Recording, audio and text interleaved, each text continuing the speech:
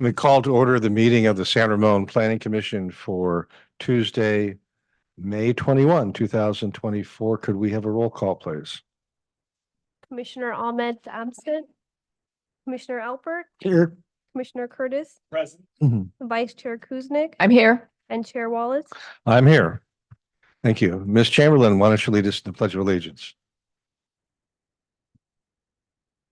Allegiance to the flag of the United States of America and to the republic for which it stands, one nation, under God, indivisible, with liberty and justice for all.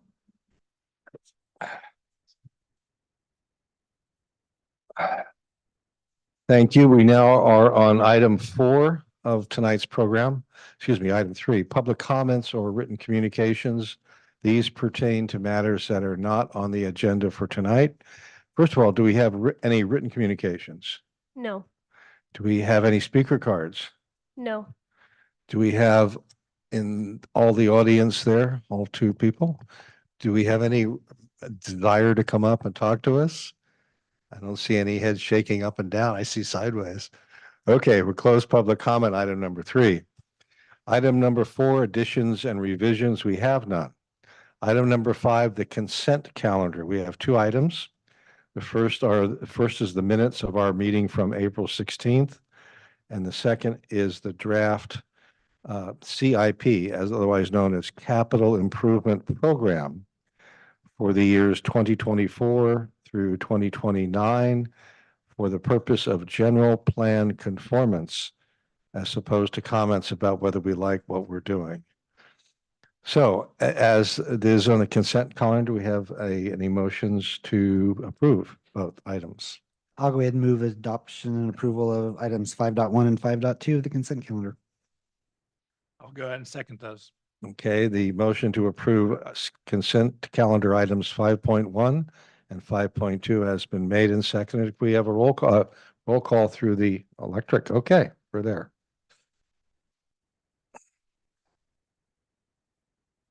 Okay, the items 5.1 and 5.2 are adopted by a vote of 4-0. Item number 6, continued items after closing a public hearing. We have none. Item number 7, continued items, open public hearing. We have none. Item number 8, public hearings, new items. We have none. Getting boring. Item number 9, non-public hearing action items. We have none.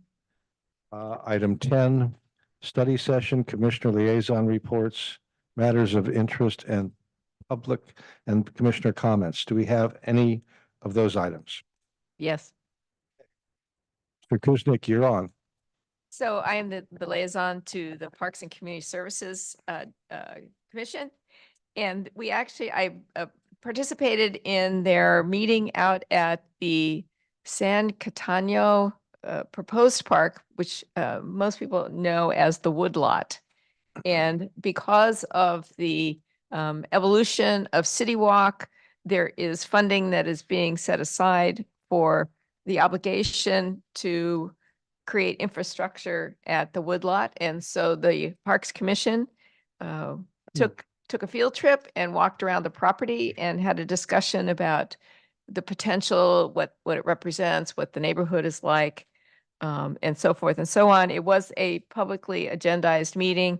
And so myself and Mr. Bierbaum were also in attendance, and we issued public comment during the meeting about the location and what it is. Currently, the number on tap is approximately 1.7 million, which there is some concern that will be not enough to develop a 4.5 acre park, even if it is, greatly naturalized. In other words, a lot of amenities are not added into it. Just simply getting it, whether or not you want a bathroom or porta potties, and it's something as simple as that. So we'll stay tuned. We'll see how that evolves as City Walk is evolving. But the other one is in the regular parks meeting. There are a couple of highlights here for us all. First of all, Commissioner Owens has stepped away from his seat. That seat is now open and they are taking applications to fill that seat in the remainder of his term. They also had the volunteer appreciation lunch at Forest Home Farms, which was very well received, and kudos to all of our volunteers who help out in the city. It was announced that the Sunrise Ridge opening, that's the park up at Freya Parkway, has been delayed. They still have some concerns on a couple of safety issues. They don't have a date on that, but it was delayed. They also mentioned the budget meeting. They adopted the budget. Well, they'll have one at the end of May or the city is having their budget meeting end of May and the adoption in June. They also had a juried art show, which had 183 applicants. So good on San Ramon. Other events that are coming, the teen open mic. I think that's good to know. That's on May 23rd. May 24th, the symphonic band will be doing movie tunes. Okay. And then the big event in San Ramon is our Art and Wind Festival. So that is coming up and looks really great. It's 150 vendors of fine arts and craft, 4 stages, professional choreographed kite flying, 2 kids zones, 26 nonprofit food booths, and then bike valet at Sports Basement. So if you live close enough to ride a bike, they will valet your bicycle, which looks really great. And they're really proud of how that has evolved and what it looks like. And they're hoping for temperatures to be, a lovely 69 to 72, mild winds, enough to fly the kite without losing the kites. And then, and just really represents, San Ramon and all its evolution. They also took the meeting to recognize the teen council and the teen commissioners, and recommended the new appointments for the next year. So it is, having sat on the Parks and Community Services back in the day, the addition of the teen commissioner is really a choice that has been a good addition to how that particular commission functions and representing a constituency.